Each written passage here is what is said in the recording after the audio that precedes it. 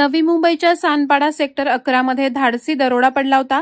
बँकेच्या एटीएम मध्ये पैसे डिपॉझिट करणाऱ्या इसमाचे 8 जणांच्या टोळक्यानं अपहरण करून त्याच्या जवळून सुमारे 32 लाखांची रोकड लुटल्याचा प्रकार घडला होता।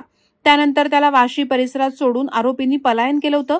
याबाबत सानपाडा पोलीस ठाण्यात तक्रार प्राप्त होताच पोलिसांनी या दरोडेखोरांचा सांगलीपर्यंत थरारक पाठलाग केला।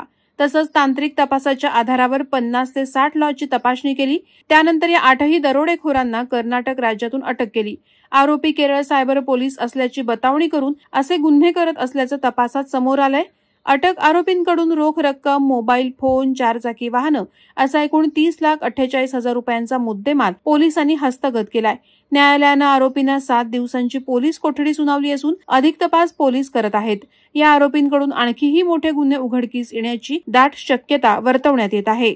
31 मे रोजी सकाळी जवळपास 7:45च्या दरम्यान सानपाडा पोलीस स्टेशनच्या हद्दीमध्ये SBI बँक आहे, त्या ठिकाणी यातील फिर्यादी यांच्या जवळपास 31,73,000 रुपयाचा माल 8 संशयित इसमांनी जवळपास दरोडा करून चोरी केल्याची घटना घडलेली होती। यामध्ये जी फिर्यादी आहे ते आपल्या जवळची असलेली रक्कम ATM मध्ये भरत असताना यातील जे संशयित आरोपी आहे यांनी त्यांना जबरदस्तीने पकडून गाडीत बसवलं, अपहरण केलं आणि त्यांच्या जवळची जी रक्कम आहे ती लुटून पाम बीच रोडवर त्यांना सोडून दिलं। यामध्ये जे तपास पथक आहे यांनी तांत्रिक तपासाच्या आधारे संबंधित आरोपीचा शोध घेतला आणि ते त्यांचा पाठलाग करून सांगलीपर्यंत त्यांचा पाठलाग केला। त्यानंतर त्यांचा सुगावा बंगलोर इथे असल्याचे लागल्यानंतर त्या ठिकाणी जाऊन जवळपास 40 ते 50 लॉज त्या ठिकाणी चेक केले आणि त्यातून हे सर्व जे आरोपी आहे यांना ताब्यात घेतलं आणि त्याच्यासोबत जवळचा जो माल आहे, मुद्देमाल हा जप्त केलेला आहे।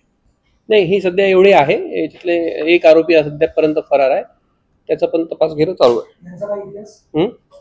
यांचा तर सध्या नाही आहे, पण एका आरोपीचा शक्यता आहे असण्याची, त्याचं आमची चौकशी सुरू आहे। एका आरोपीचा काही रेकॉर्ड असण्याची शक्यता आहे, त्याच्याबद्दल आमची चौकशी चालू आहे। 7 तारखेपर्यंत पोलीस कस्टडीमध्ये आहे। नाही, सध्या यांच्या विरुद्ध काही गुन्हे नाही आहे। बाकी अधिक चौकशी यांचा जो साथीदार आहे तो मिळाल्यानंतर आणखी काय अशा प्रकारचे गुन्हे केले आहे त्याबद्दल माहिती मिळेल। वादळवारा लाईव्हसाठी अमोल कांबळे, नवी मुंबई। नवी मुंबई व रायगड जिल्ह्यातील ताज्या बातम्या आणि घडामोडींसाठी सबस्क्राईब करा वादळवारा लाईव्ह चॅनल आणि दाबा बेल आयकॉन।